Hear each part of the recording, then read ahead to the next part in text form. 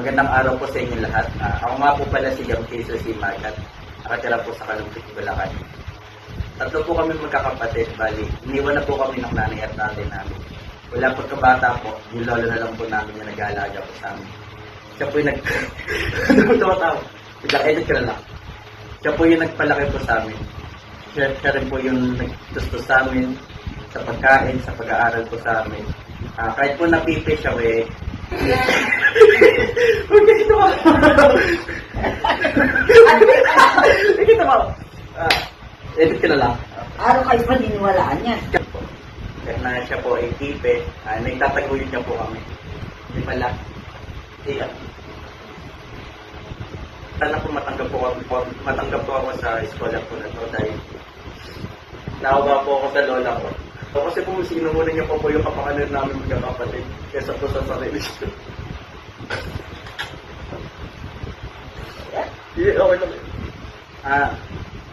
Sa katunayan po, sinuhunan niya po yung sarili niya kaysa sa amin. Hindi pong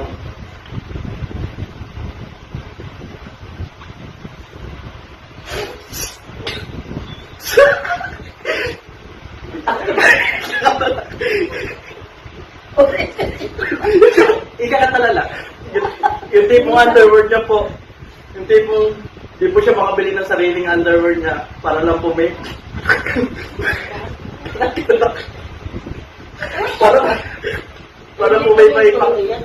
para po may pakain po sa amin.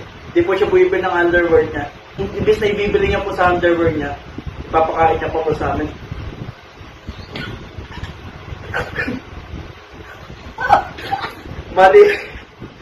Bali wala pong garter to.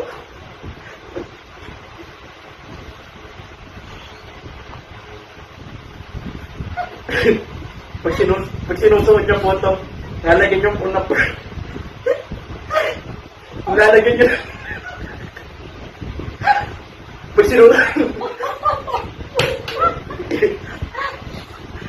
sinusuot niya po ito, lalagyan niyo lang po ng portable para po magkasya po sa kanya para hindi po malaglag. Kaya napakalaki po talaga ng saludo namin kay Lola. Sa katunayan po, pag wala po kami makain, gumagawa po siya ng paraan.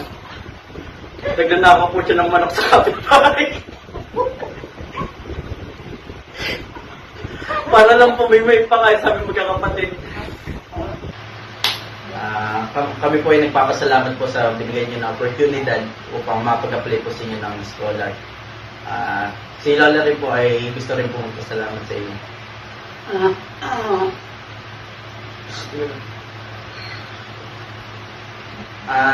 Kundi niya po pala may tatanong. Si Lola po kat TV po. Kundi niyo po may tatanong kasi si Lola po ay... Sige, Lola. Kundi niyo po may tatanong kahit na pipi po si Lola ay... Marunong rin po siya kumanta.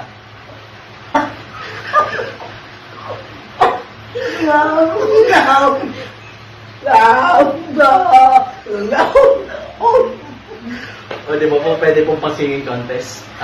Yun lang po, maraming salamat po.